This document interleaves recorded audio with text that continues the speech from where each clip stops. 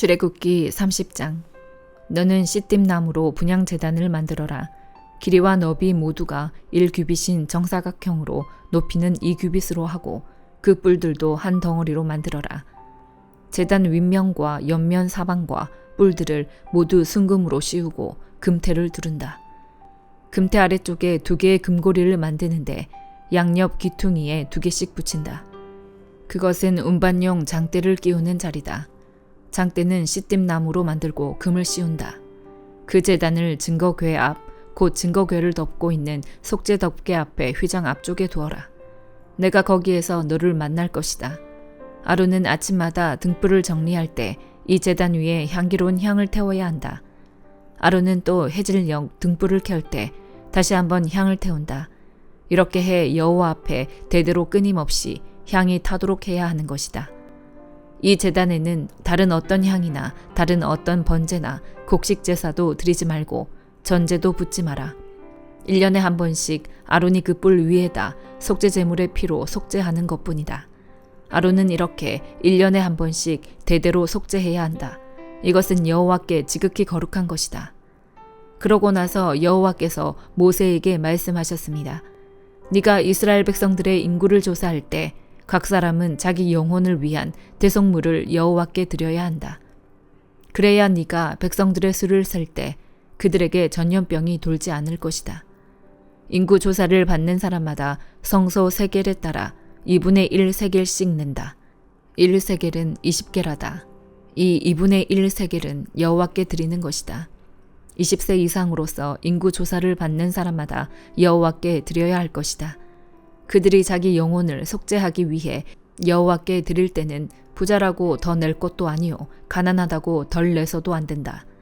그리고 너는 이스라엘 백성들에게 대속물을 받아 회막을 섬기는 데 써라. 그러면 그것이 여호와 앞에서 이스라엘 백성들의 기억나는 것이되 너희 영혼을 속죄할 것이다. 여호와께서 또 모세에게 말씀하셨습니다.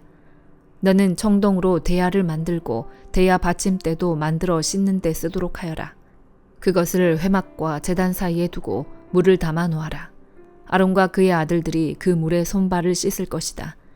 그들이 회막에 들어갈 때나 제단에 가까이 가서 섬길 때, 곧 여호와께 화제를 태울 때도 물로 씻을 것이니 그래야만 죽지 않을 것이다. 이렇게 그들이 그 손발을 씻어야만 죽지 않을 것이다. 이것이 아론과 그의 자손을 위해 대대로 영원히 지속될 규례다. 여호와께서 모세에게 말씀하셨습니다. 너는 또 제일 좋은 향품을 가져오너라. 곧 모략 500세겔, 그 절반인 250세겔의 향기로운 계피, 향기로운 창포 250세겔, 개수나무 500세겔을 성소 세겔에 따라 가져오고 올리브 기름 1흰도 가져와라. 너는 이것들로 거룩한 기름을 만들되 향 제조법에 따라 섞어 향유를 만들어라. 이것은 기름 부을 때 쓰는 거룩한 기름이 될 것이다. 너는 이것을 회막과 증거궤에 바르고 상과 그 모든 기구들, 등잔대와 그 부속품들, 분향제단, 번제단과 그 모든 기구들, 대야와 그 받침대에 발라라. 네가 이런 식으로 그것들을 거룩하게 구별하면 그것들이 지극히 거룩하게 될 것이고 무엇이든 그것들에 닿으면 거룩해질 것이다. 그리고 너는 아론과 그의 아들들에게 기름을 부어 거룩하게 구별해 그들이 제사장으로 나를 섬기게 하여라. 그리고 이스라엘 백성들에게 말하여라. 이것은 대대로 내 거룩한 기름이 될 것이니 사람 몸에는 이것을 붓지 말고 어떤 기름도 이와 똑같은 배합으로는 만들지 말라. 이것은 거룩한 것이니 너희가 이것을 거룩하게 여겨야 할 것이다. 누구든지 이와 같은 향유를 만드는 사람이나 제사장이 아닌 사람에게 바르는 사람은 그 백성들에게서 끊어질 것이다. 여호와께서 또 모세에게 말씀하셨습니다. 소합향, 나감향, 풍자향 등의 향료를 가져오고 이것들과 함께 순수 유향도 가져오되 각각 같은 양을 가져와야 한다. 너는 그것을 향 제조법에 따라 향료를 만들고 그것에 소금을 쳐서 순수하고 거룩하게 하여라. 그리고 그것을 빻아 가루로 만들어 회막 증거궤 앞에 놓아라. 그곳에서 내가 너를 만날 것이요 그것이 너희에게 지극히 거룩한 것이 될 것이다. 너희는 자신을 위해서 이 배합으로 어떤 향도 만들지 말라. 그것을 여호와께 거룩한 것으로 여기라. 누구든 향을 즐기려고 이와 같은 것을 만드는 사람은 그 백성들에게서 끊어질 것이다. 요한복음 9장. 예수께서 길을 가시다가 날 때부터 눈먼 사람을 만나셨습니다. 제자들이 예수께 물었습니다. 랍비여, 이 사람이 눈먼 사람으로 태어난 것이 누구의 죄 때문입니까? 이 사람의 죄 때문입니까? 부모의 죄 때문입니까? 예수께서 대답하셨습니다. 이 사람의 죄도 그 부모의 죄도 아니다. 다만 하나님께서 하시는 일들을 그에게서 드러내시려는 것이다. 우리는 낮 동안에 나를 보내신 분의 일을 해야 한다. 밤이 오면 그때에는 아무도 일할 수 없다. 내가 세상에 있는 동안 나는 세상의 빛이다. 이 말씀을 하신 후 예수께서 땅에 침을 뱉어서 진흙을 이겨 그 사람의 눈에 바르셨습니다. 그리고 그에게 말씀하셨습니다. 실로암 연못에 가서 씻어라. 실로암은 보냄을 받았다는 뜻입니다. 그 사람이 가서 씻고는 앞을 보게 돼 집으로 돌아갔습니다. 이웃 사람들과 그가 전에 구걸하던 것을 보아온 사람들이 물었습니다. 이 사람은 앉아서 구걸하던 사람이 아닌가? 몇몇 사람들은 그 사람이라고 말했고 또 어떤 사람들은 아니다, 그냥 닮았을 뿐이다 라고 말했습니다. 그러나 그 사람이 말했습니다. 내가 바로 그 사람이요. 그들이 그 사람에게 물었습니다. 그렇다면 어떻게 눈을 뜨게 됐느냐? 그가 대답했습니다. 예수라는 분이 진흙을 이겨 내 눈에 바르고 실로암에 가서 씻으라고 하셨소. 그래서 내가 가서 씻었더니 이렇게 볼 수 있게 됐소.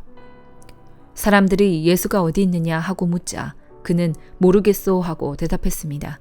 그들은 전에 눈먼 사람이던 그를 바리새파 사람들에게 데리고 갔습니다. 예수께서 진흙을 이겨 그 사람의 눈을 뜨게 하신 날은 안식일이었습니다. 그래서 바리새파 사람들도 그가 어떻게 보게 됐는지 물었습니다. 그러자 그 사람이 대답했습니다. 예수께서 내 눈에 진흙을 바르셨는데 내가 씻고 나니 볼 수 있게 됐습니다.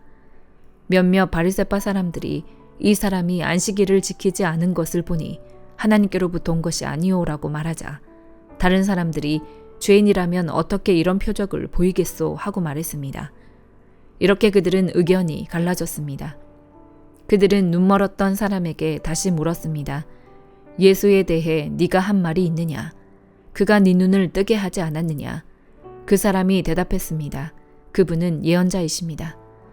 유대 사람들은 아직도 그가 눈먼 사람이었다가 보게 된 것을 믿지 못해 그의 부모를 불러다가 물었습니다. 이 사람이 당신의 아들이요? 태어날 때부터 눈먼 사람이었다는 아들이 맞소? 그런데 지금은 어떻게 볼 수 있게 됐소? 부모가 대답했습니다. 그가 우리 아들이고 날 때부터 눈먼 사람이었다는 것을 우리가 알지만 그가 지금 어떻게 볼 수 있게 됐는지 누가 그 눈을 뜨게 해주었는지는 모릅니다. 그에게 물어보십시오. 그 아이가 다 컸으니 스스로 말할 수 있을 것입니다.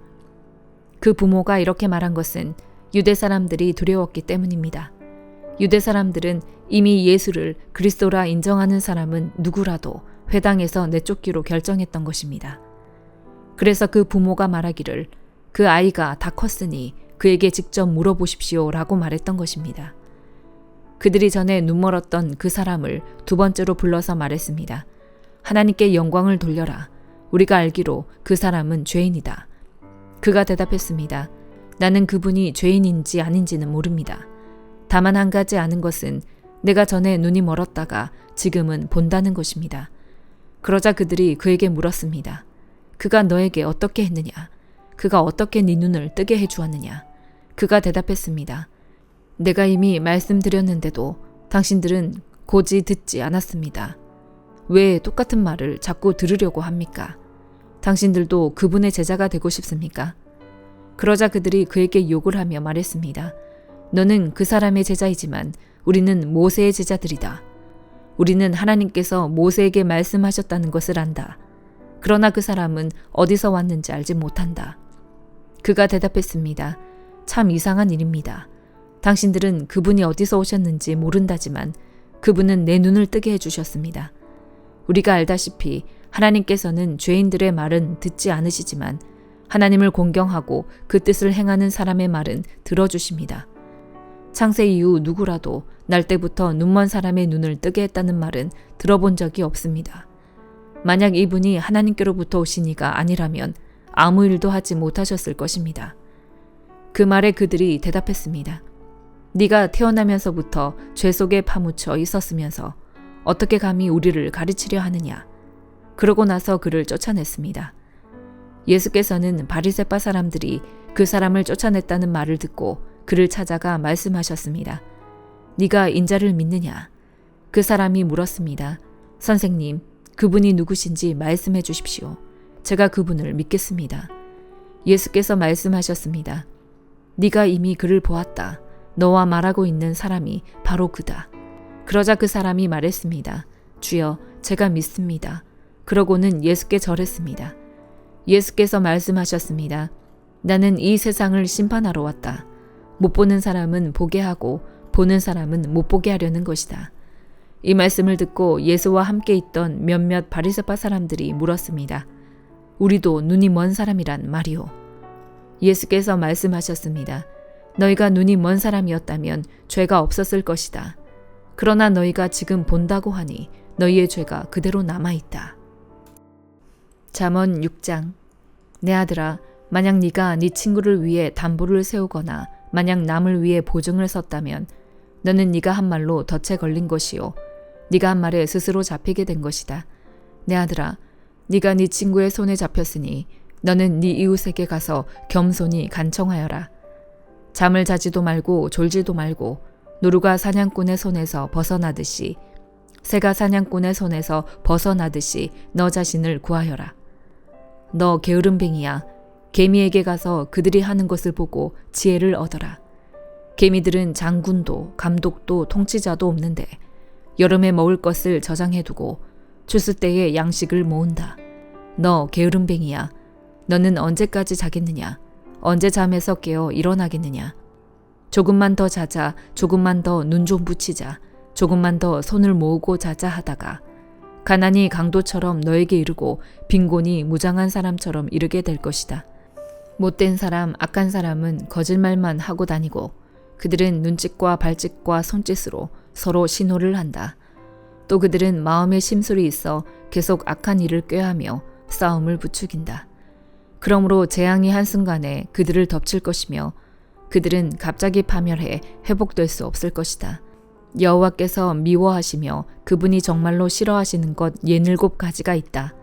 곧 거만한 눈, 거짓말하는 혀, 죄 없는 피를 흘리는 손, 악한 계략을 꾸미는 마음, 악한 일을 하려는데 빠른 발, 거짓말을 쏟아붓는 거짓 증인, 형제들 사이에 불화를 심는 사람이다. 내 아들아, 네 아버지의 계명을 지키고 네 어머니의 가르침을 버리지 마라. 그것을 네 마음에 잘 간직하며 네 목에 걸고 다녀라. 네가 다닐 때 그것이 너를 인도할 것이요 네가 잘 때 그것이 너를 지켜줄 것이요 네가 깨면 그것이 너와 말을 할 것이다. 이 계명은 등불이요 이 율법은 빛이며 가르침 있는 꾸지람은 생명의 길이니 너를 악한 여자로부터 외간 여자의 아첨하는 말로부터 지켜줄 것이다.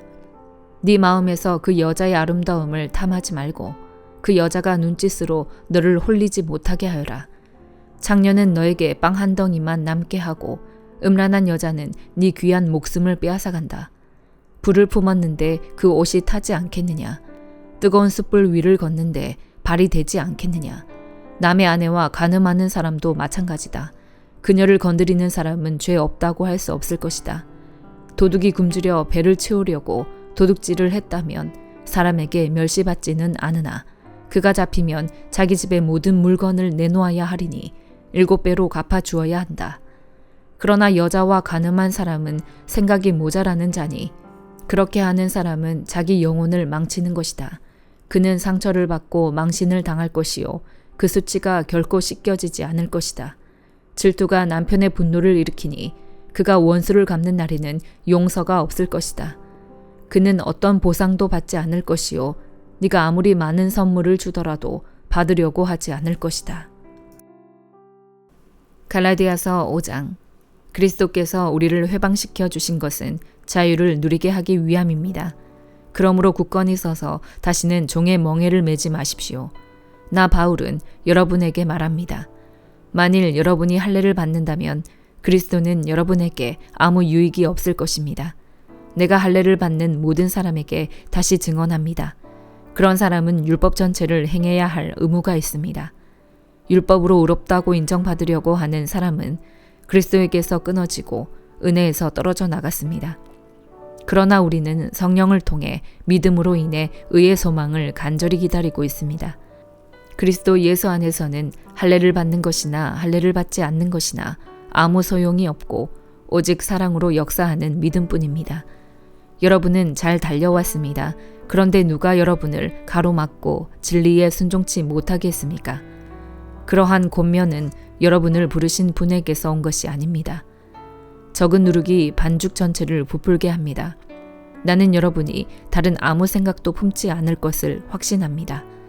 그러나 누구든지 여러분을 혼란에 빠뜨리는 사람은 심판을 받을 것입니다. 형제들이여, 내가 여전히 할례를 전한다면 왜 아직도 핍박을 받겠습니까? 그랬다면 십자가의 걸림돌이 없어졌을 것입니다. 여러분을 선동하는 사람들은 차라리 스스로를 거세해 버렸으면 좋겠습니다. 형제들이여, 하나님은 여러분을 부르셔서 자유하게 하셨습니다. 그러나 그 자유를 육체의 만족을 위한 기회로 삼지 말고 도리어 사랑으로 서로 종노릇하십시오. 왜냐하면 모든 율법이 네 이웃을 네 자신과 같이 사랑하라라고 하신 한마디 말씀 안에서 완성되기 때문입니다. 그러나 만일 여러분이 서로 물어뜯고 삼키면 피차 멸망할 것이니 조심하십시오. 내가 또 말합니다. 여러분은 성령을 따라 행하십시오. 그러면 결코 육체의 욕망을 채우려고 하지 않게 될 것입니다. 육체의 욕망은 성령을 거스르고 성령의 욕망은 육체를 거스릅니다. 이 둘은 서로 상반되기 때문에 여러분이 원하는 것들을 할 수 없게 합니다. 그러나 만일 여러분이 성령의 인도를 받는다면 여러분은 율법 아래 있지 않습니다. 육체의 일들은 명백합니다. 곧 음행과 더러움과 방종과 우상숭배와 마술과 원수매증과 다툼과 시기와 분노와 이기심과 분열과 분파와 질투와 술취함과 방탕과 또 이와 같은 것들입니다. 내가 전에 경고한 것처럼 지금도 경고합니다. 이런 일을 행하는 사람들은 하나님 나라를 상속받지 못할 것입니다. 그러나 성령의 열매는 사랑과 기쁨과 화평과 오래 참음과 친절과 선함과 신실함과 온유와 절제입니다. 이런 것들을 금지할 율법은 없습니다. 그리스도 예수께 속한 사람들은 육체와 함께 그 정욕과 욕망을 십자가에 못 박았습니다.